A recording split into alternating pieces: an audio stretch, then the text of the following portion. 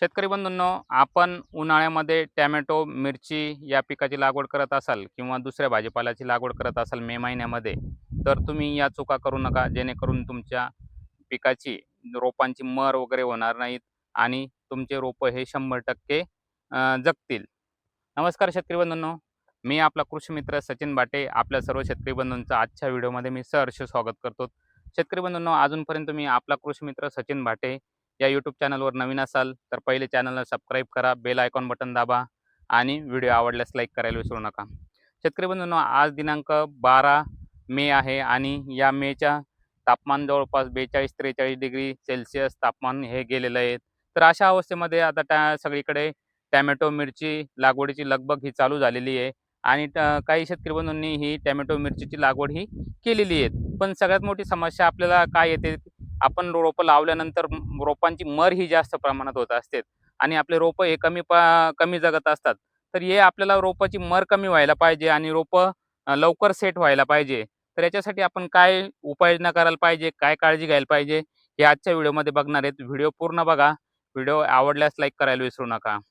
शेतकरी बंधूंनो, आपण जर मल्चिंगवर लागवड करणार असाल, मल्चिंग अगोदर टाकली आणि मल्चिंगवर लागवड करणार असाल, तर मल्चिंग टाकल्याच्या नंतर आपल्याला 2 दिवस होल पाडल्याच्या नंतर 2 दिवस त्याला पाणी देऊन चांगलं हे होऊ द्यायचं आहे. म्हणजे आपण कारण मल्चिंग टाकल्यानंतर मल्चिंग गरम होणार आहेत आणि त्याच्यातून जी वाफ निघणारी वाफ आहे, ती त्या होलच्या माध्यमातून बाहेर निघून गेली पाहिजे. जेणेकरून आपण रोप लावल्याच्या नंतर हे रोप मरणार नाही, तिथं भाजणार नाही.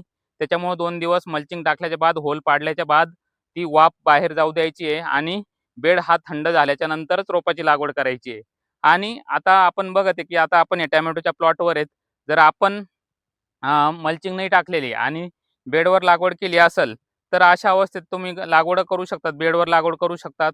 पण लागवड करत असताना लागवड ही शक्यतो संध्याकाळच्या टायमाला करायची आहे.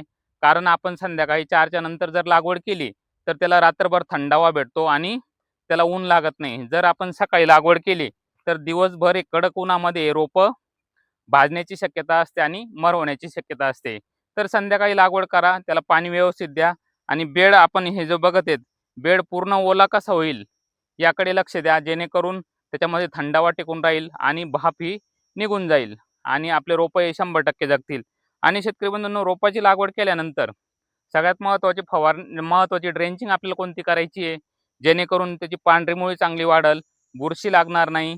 आपण त्याला जे व्हॅक्सिनेशन म्हणतो, जसं माणसाला एखादा रोग येण्याच्या अगोदर जे आपण व्हॅक्सिन घेतो, त्या पद्धतीनं आपण जर टोमॅटो, मिरची या पिकाला व्हॅक्सिनेशन केलं, तर तुमची रोगराई कमी येणार आहे, मर कमी होणार आहे. तर ह्या व्हॅक्सिनेशनमध्ये आपल्याला जर घ्यायचं झालं, तर आपण ह्युमाकेल्प हे न्यूट्रिॲप कंपनीचं उत्पादन आहे. याच्यामध्ये ॲक्टिवेटर लिओनार्डाइट, केल्प आहे, याच्यामध्ये ऑर्गॅनिक कार्बन आहे. जेणेकरून आपल्या पिकामध्ये ते पांढऱ्या मुळ्यांची वाढ चांगली होईल. हे एका एकरसाठी 500 मिली घ्यायचं आहे. तसेच त्याच्यासोबत फॉस्फायटियल हे एका एकरसाठी 500 मिली त्याच्यासोबत घ्यायचं आहे. हे फॉस्फायटियल बुरशीचं काम करणार आहे, तुमची फॉस्फरसची लेवल वाढवणार आहे आणि तुमचे रोपांची मर ही होऊ देणार नाही.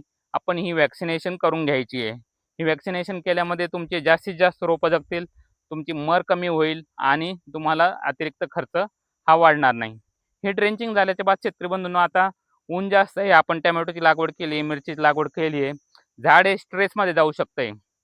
कारण 43 डिग्री तापमानात उकाडा हा आता आपण बघत आहे, 11 वाजलेत पण ऊन हे कडक पडलेलं आहे आणि अशा अवस्थेमध्ये रोपाला तग धरून राहणं गरजेचं आहे, वाढ पण करणं गरजेचं आहे. तर बंधूंनो, तापमान हे जास्त आहे, तर झाड आपलं स्ट्रेसमध्ये जाऊ नये आणि आपल्याला झाडाची वाढ पण करायची आहे. तर त्याच्यामध्ये एक महत्त्वाची फवारणी सांगतो मी तुम्हाला. त्याच्यामध्ये आपण मेगा केल्पी 1 लिटर पाण्यासाठी 2 मिली घ्या.